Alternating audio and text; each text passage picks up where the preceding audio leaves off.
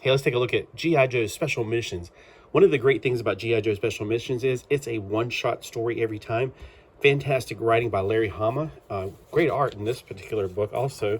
Not the most fantastic art in the world. It's not like George Perez level, but it's definitely good. Let's see, who is the artist?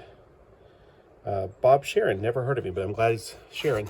So in this particular issue, we see on the front cover the Night Raven. We see an exploding vehicle, which is probably, well, we'll see in a few seconds. I won't give it away too fast. And a pilot bailing out just in time, which is always going to happen, except not in the comic books, to be honest with you. So here we got at the very beginning, the Night Raven. It is a gorgeous SR-71 jet, basically, and we have M&Ms, yum yum. All right, so one time I got a bag that had just W's in it.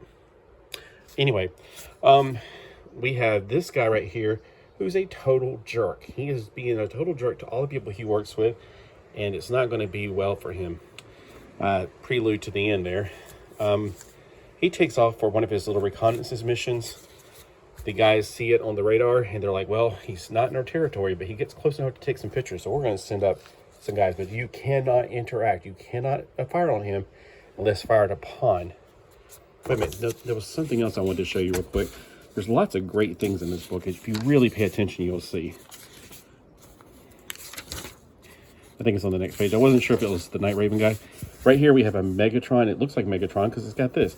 But he calls him Jetfire. So over here we have these two vehicles, which is the X-30 and the Sky Striker X-30. They're going to go up and do a little, interception just to make sure that, they can't fire on him unless he fires first. But he's talking about visiting his son and giving him a gift of this Jetfire. This is clearly not Jetfire, so there was some miscommunication somewhere along the line.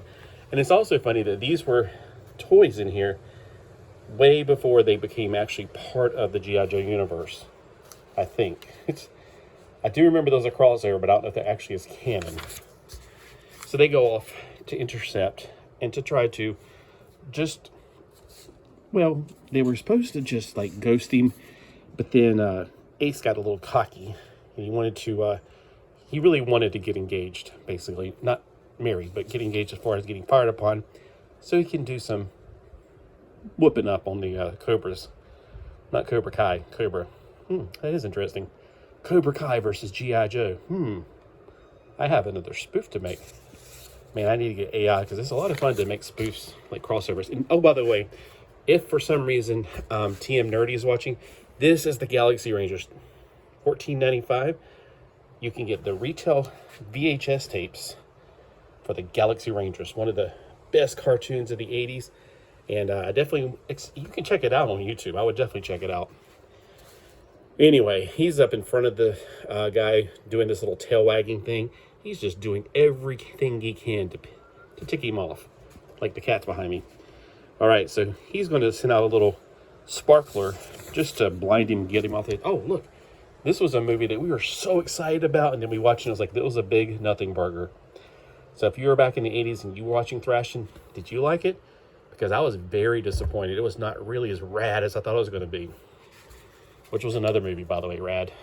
So we have, he set off a sparkler. The guy is no longer able to see stars. So he is he has to basically escape because he's going down. He's going to crash. The other guy is like, well, he fired upon him. Now I can go after him. He goes, pursues. It's a pretty much just a dog fight going on here. He shoots off his tail, and that's going to try to, I don't know if he's, at this point, he's just trying to get him, like hurt him, because, he has honor. He doesn't want to kill the guy. But in the end, the guy does go down. The other guy goes back to the base. The X-30 guy goes back to the base. He sets off, he contacts the base to tell him that go pick up Ace. I forgot his name. I know Ace is. When he heads back to the base, here we send out the, the Tomahawk, since you obviously can't do it in a jet, to go pick up Ace, who's out in the,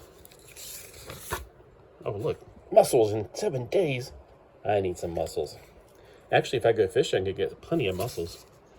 All right, well, not fishing, but clamming. Checklist. All right, so they bring the guy back, Ace back. And let's see, what happened to the other guy? Well, let's find out. This is the part that's like, wow, you won't see this on the cartoon. The cats are tearing the house down. I better open the door soon. This is why I'm kind of in a hurry. He goes down into the water. He's like, all right, no problem. I'll just break out with the breakout tool. Oh, the bracket is empty. It's gone. The guy that's a jerk can't seem to get the breakout tool. So the guys who are moseying over to rescue him, you know, the guys who he's being a jerk to, they're like, oh, we got here just too late. Well, surely you used the breakout tool with what? That's the breakout tool. Yeah, I lifted it from his bracket before I buckled him in. Don't get caught with that thing. Don't worry. Yeah, so the bad guy did go down with his ship. So that's something you won't see on the cartoon. There's actual death that happens in the comic book. And the banging behind me is the cats. Every time I go out, they want to go in, then they want to go out, then they want to go in, then they want to go out. But anyway, I bet that's a more serious G.I. Joe type thing. What in the world is this? I was wondering about that. And then laser tag. So I don't know if you've ever read G.I. Joe Special Missions, but I highly recommend it. I picked this up in a dollar bin. I couldn't believe it. This is fantastic reading. This is better than modern stuff. I mean, I highly recommend G.I. Joe Special Missions. If you don't like dogfights and interesting points of plot, there's plenty of modern stuff to read. So, hey, I just want to encourage you to go out and pick up G.I. Joe. And now that you know about it, knowing is half the battle.